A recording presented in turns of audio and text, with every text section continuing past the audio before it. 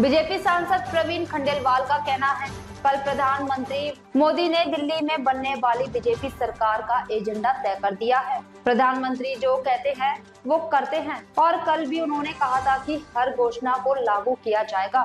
मां यमुना की सफाई बीजेपी सरकार की मुख्य जिम्मेदारी होगी।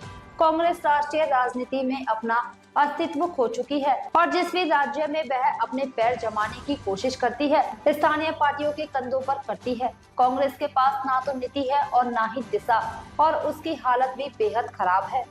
माननीय प्रधानमंत्री नरेंद्र मोदी जी ने भाजपा सरकार जो दिल्ली में बनने वाली है उसके लिए एजेंडे को सेट कर दिया है और चुनाव में भी पार्टी ने भी कहा था कि मोदी जो कहते हैं वो करते हैं।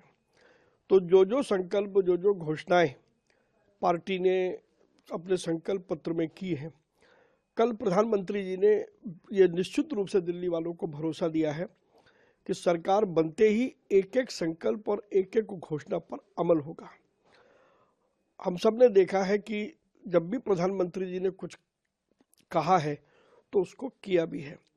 लिहाजा अब भाजपा के ऊपर जो हमारी सरकार बनेगी उस पर निश्चित रूप से बड़ी जिम्मेदारी है और हम सब कार्यकर्ता मिलकर के उस जिम्मेदारी को पूरा करेंगे और एक एक संकल्प को वास्तविक रूप देने में हम पूरी ताकत से जुट जाएंगे।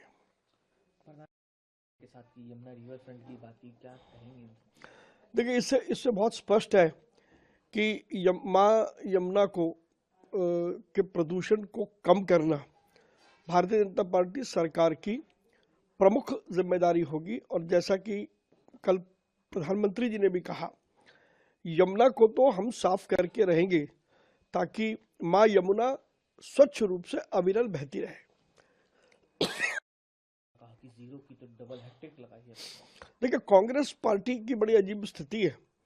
कांग्रेस पार्टी राष्ट्रीय राजनीति में अपना अस्तित्व खो चुकी है और जिन राज्यों में भी कांग्रेस अपना पांव जमाने की कोशिश करती है तो वो भी लोकल पार्टी के कंधों पर करती है। तो एक अजीब प्रकार का अंतर्द्वंद कांग्रेस में है। कांग्रेस की ना कोई नीति है, ना कोई दिशा है, ना, और उसकी दशा तो बहुत ही खराब है। कांग्रेस वो डूबता हुआ जहाज है जिसमें से लोग अब छोड़ करके जाने वाले हैं। कांग्रेस भगवंत मान पहले ही अपना आधा सफर तय करते हैं।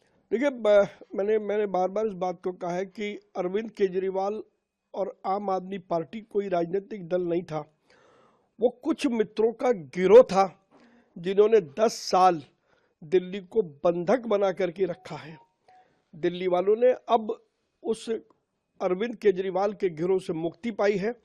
दिल्ली में गिरोह समाप्त हुआ है और अब पंजाब में भी ये गिरोह इसी तरीके से समाप्त होगा। उन्होंने कहा कि कांग्रेस के बिना चुनाव जीतना असंभव था। आम आदमी पार्टी पर निशाना साधा हो, जो अलायंस तोड़ते हैं वो अकेले नहीं जीत सकते। देखिए, ये अलायंस ही अपने आप में बड़ा अजीब है।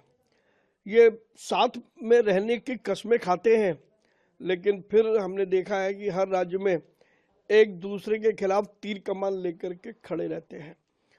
तो जहां कांग्रेस का तो सुपड़ा साफ हो ही रहा है, वहां बाकी राजनीतिक दल भी दोषी हैं और समझ में आ रहा है कि जब और जहां ये हाथ मिलाएंगे वहां कांग्रेस का भी बंटाधार होगा और कांग्रेस के साथ साथ जो दल उसके साथ खड़े होंगे उनका भी सुपड़ा साफ होना तय है। इतिहास इस बात का गवाह है। लगातार पिछले 4, 5, 6 चुनावों में